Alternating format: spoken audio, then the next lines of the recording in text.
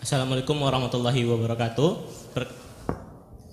Perkenalkan, nama saya Wildeno Hanif Wircan dari manajemen 2018. Sebelumnya terima kasih kepada Bapak Eko dan Ibu Sri Mulyani atas kesempatannya pada saya untuk bertanya.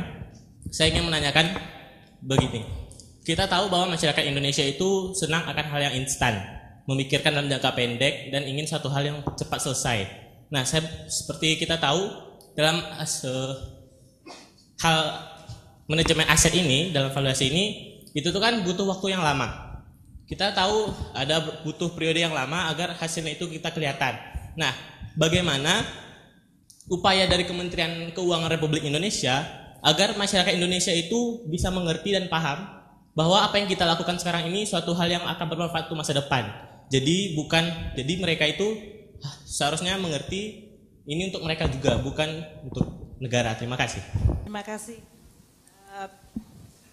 Tadi pertanyaannya apa yang harus kita lakukan agar masyarakat kita yang cenderung tadi disampaikan sukanya yang instan, orientasinya miopik, jangka pendek, untuk bisa menanamkan pemahaman mengenai hal-hal yang tidak hanya berhubungan dengan barang milik negara, tapi hal-hal yang sifatnya adalah jangka panjang.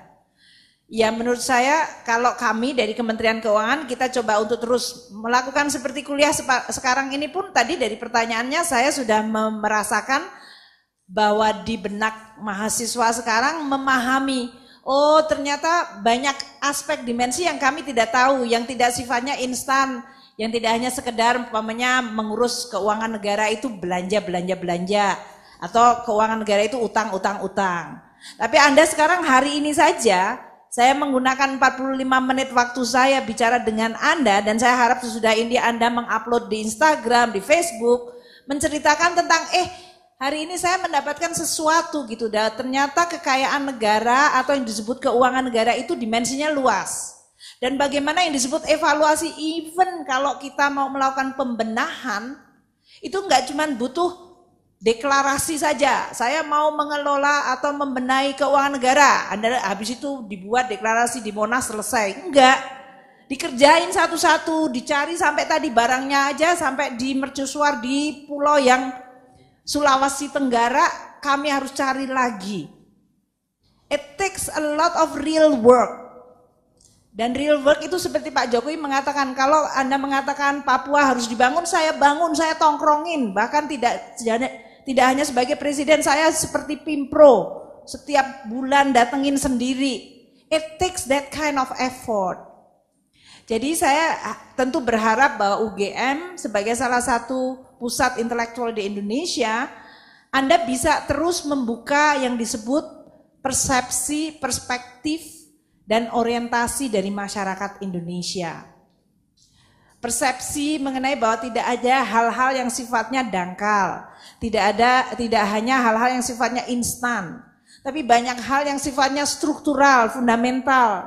Dan kalaupun kita tahu itu masalah fundamental dan struktural, kita tidak hanya berhenti mendiskusikannya, tapi kita bertahap. Tadi kalau Pak Ibu Wakil Rektor, Ibu Ika mengatakan UGM dari mulai konsumer atau menggunakan alkes, sekarang melakukan hilirisasi. It takes a lot of years untuk Anda bisa, tadi berapa Ibu? 12 alat kesehatan yang sekarang masuk di dalam katalog procurement.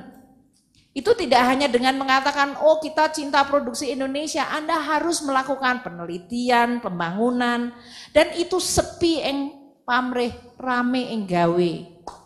Iya kan? Kayaknya nggak tepuk tangan karena kayaknya mahasiswa Gajah Mada udah nggak bisa bahasa Jawa lagi deh ini kebanyakan. Saya ngomong sepi ing pamreh, rame ing gawe kagak ngerti ternyata. Pak dosen harus dijelasin ya. Sepi ing pamreh itu sepi dari sisi interest pribadi. Rame ing gawe itu adalah kita sibuk bekerja keras. That what it takes untuk negara ini menjadi negara maju. Jadi kami melakukan upaya termasuk pergi ke kampus. Saya minta supaya kita menyampaikannya di berbagai kesempatan, kita menguploadnya di media sosial mengenai apa itu barang milik negara. Kita juga membahas mengenai keuangan negara dengan dimensi yang banyak sekali. Saya tentu akan sangat-sangat terbantu kalau semua sivitas akademika termasuk mahasiswa ikut juga membantu di dalam memahami dan mengerti dan kemudian kita bersama-sama mengelola dan memperbaiki negara ini. Untuk manajemen aset ya tadi komunikasi tadi kita menyampaikan valuasinya sekian, barang milik negara itu jenisnya seperti ini, kita perolehnya melalui belanja ini akan membuat masyarakat lama-lama juga paham.